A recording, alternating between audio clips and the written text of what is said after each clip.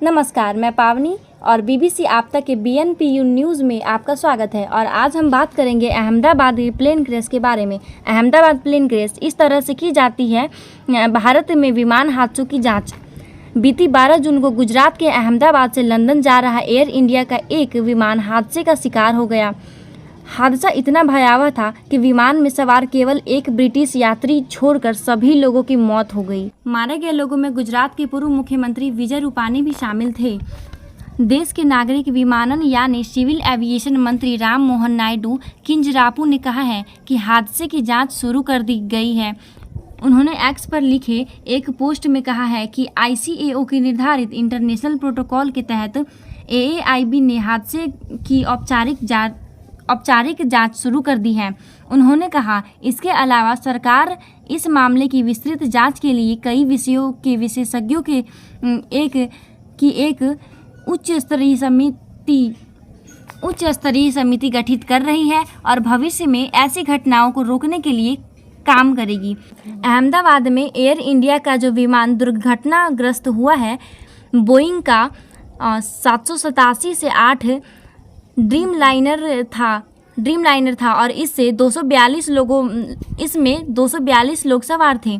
इनमें बड़ी संख्या विदेशी यात्री की भी थी। एयर इंडिया के मुताबिक 242 लोगों में से 169 भारतीय, 53 ब्रिटिश, एयर इंडिया के मुताबिक 242 लोगों में से 169 भारतीय, 53 ब्रिटिश, एक कैनेडियन और 7 डच नागरिक थे। ऐसे में ब्रिटेन के प्रधानमंत्री कीयर स्टारमर ने बताया कि विमान हादसे की जांच में सहयोग के लिए ब्रितानी जांचकर्ताओं का दल भी अहमदाबाद पहुंच गया। वहीं अमेरिका में विमान हादसों की जांच करने वाली संस्था नेशनल ट्रांसपोर्टेशन सेफ्टी बोर्ड की एक टीम भी भारत पहुंच चुकी है। उन्होंने भी विमान हादसे से जुड़ी जांच में भारतीय एजेंसियों की मदद करने की बात कही है।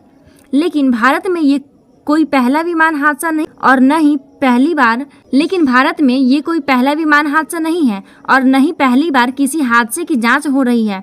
इसके बावजूद कम लोग ही जानते हैं कि भारत में विमान हादसों की जांच की जिम्मेदारी किसकी है और इसकी प्रक्रिया क्या है। तो भारत में विमान हादसों की जांच AAIB यानी एयरक्राफ्ट एक्सीडेंट इन्वेस्टिगेशन ब्यूरो करती है। AAIB जांच अधिकारियों की एक टीम गठित करती है और यही टीम हादसे की जांच करती है। लेकिन विमानन विशेषज्ञ मीनू वाडिया बताते हैं कि जांच में वो सभी संस्थाएं भी शामिल हो सकती हैं या उन्हें शामिल किया जा सकता है जो इस हादसे में प्रभावित हुए हैं। वो कहते हैं अहमदाबाद में जिस विमान का हादसा हुआ उसकी निर्माता कंपनी बोइंग है, इसलिए बोइंग को भी जांच में शामिल किया जाएगा। विमान में बड़ी संख्या ब्रिटिश यात्रियों की थी, इसलिए ब्रिटेन की एजेंसी एयर एक्सीडेंट पर उनकी भूमिका केवल जांच से जुड़ी बातचीत और बैठकों में शामिल होने तक ही सीमित होगी। ज़्यादा से ज़्यादा वो अपने सुझाव दे सकते हैं। जांच करना उनके अधिकार क्षेत्र में नहीं आता, वो केवल AAIB के चुने गए अधिकारी ही कर सकते हैं। जांच में किन किन बिंदुओं का ध्यान रखा जाएगा ये तो केस टू केस निर्भर करता है, लेकिन जो हर जांच प्रक्रिया में आम है। जैसे सबसे पहले हादसे की जगह को घेर कर उसे सुरक्षित कर लिया जाता है। फिर ब्लैक बॉक्स, जो कि जांच की सबसे अहम कड़ी है, उसे बरामद किया जाता है। Black box flight data recorder होता है जिसमें उड़ान के दौरान पायलट और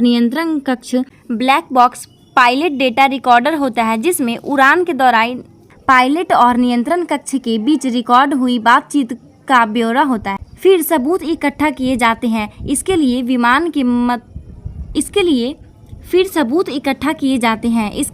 विमान के मलबे की जांच की जाती है। साथ ही रडार डेटा रखरखाव की रिपोर्ट, ATC यानी पायलट और एयर ट्रैफिक कंट्रोल की बातचीत की रिकॉर्डिंग, मौसम की जानकारी और सुरक्षा कैमरों की फुटेज को जांचा जाता है। जांचकर्ता विमान हादसे में बचे लोगों, एयर ट्रैफिक कंट्रोल, एयरलाइन की देखरेख से जुड़े स्टाफ, प्रत्यक्षदर्शी आदि से बातचीत करके भी क्रैश के संभावित कारणों का पता लगाने की कोशिश करते हैं। फॉरेंसिक जांच भी एक बेहद अहम कड़ी है। जैसे पायलट या चालक दल के सदस्यों को शवों का पोस्टमार्टम किया जाता है ताकि किसी तरह की मेडिकल संबंधी समस्या या नशे की गिरफ्त में होने का पता लगाया जा सके। वहीं एयरक्राफ्ट में पोर्ट्स यानी हिस्सों की भी जांच की जाती है।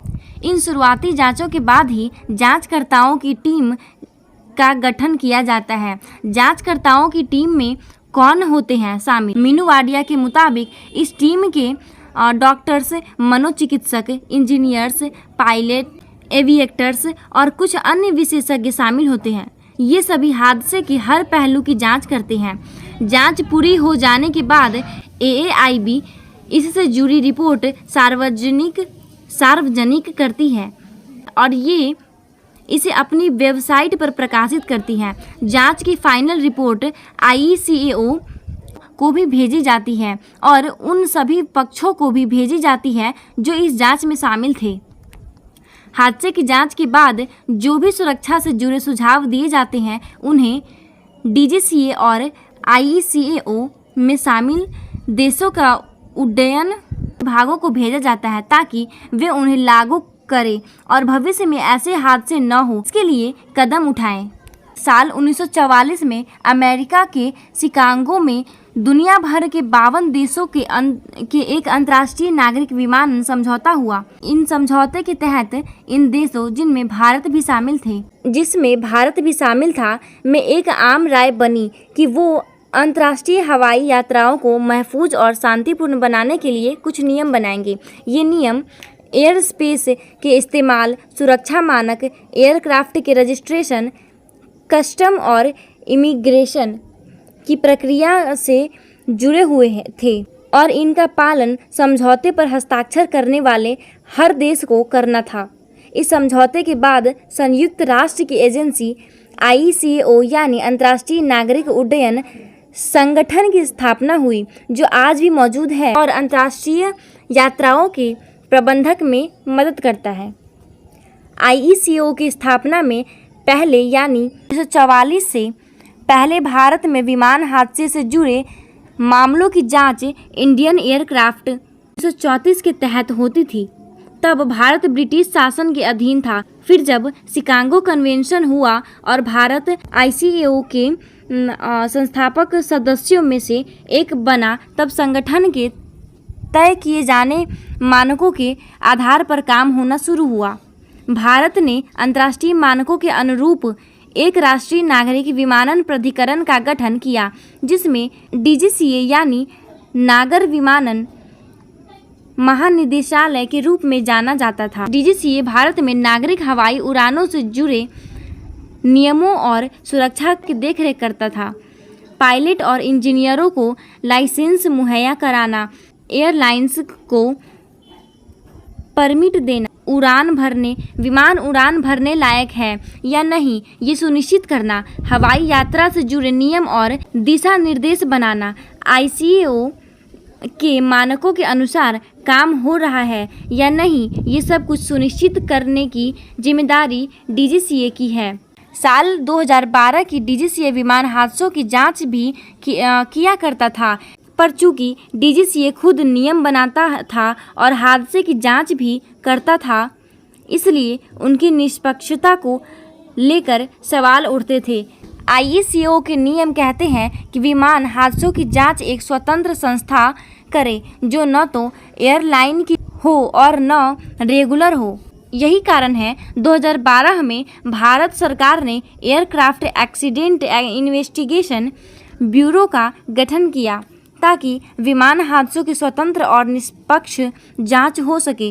निष्पक्षता पर सवाल बरकरार, लेकिन अभी भी कई विशेषज्ञ एयरक्राफ्ट एक्सीडेंट इन्वेस्टिगेशन ब्यूरो की निष्पक्षता पर सवाल खड़ा करते हैं। मीनू वाडिया ने भी बात करते हुए कहा कि भले ही AICAO के निर्देशक ये दावा करते हैं कि वो एक स्वतंत्र बॉडी है और पूरी तरह निष्पक्ष है, लेकिन हकीकत यही है कि ये संस्था अभी भी भारत के नागरिक उड्डयन मंत्रालय के अधीन है। इसलिए न तो इस संस्था को और न ही इसकी जांच रिपोर्ट को पूरी तरह निष्पक्ष ठहराया जा सकता है। आशा करती हूँ कि मेरे जरिए इस भयावह प्लेन हादसे के बारे में पूर्ण जानकारी मिल गई होगी और आज के लिए इतना ही। धन्यवाद।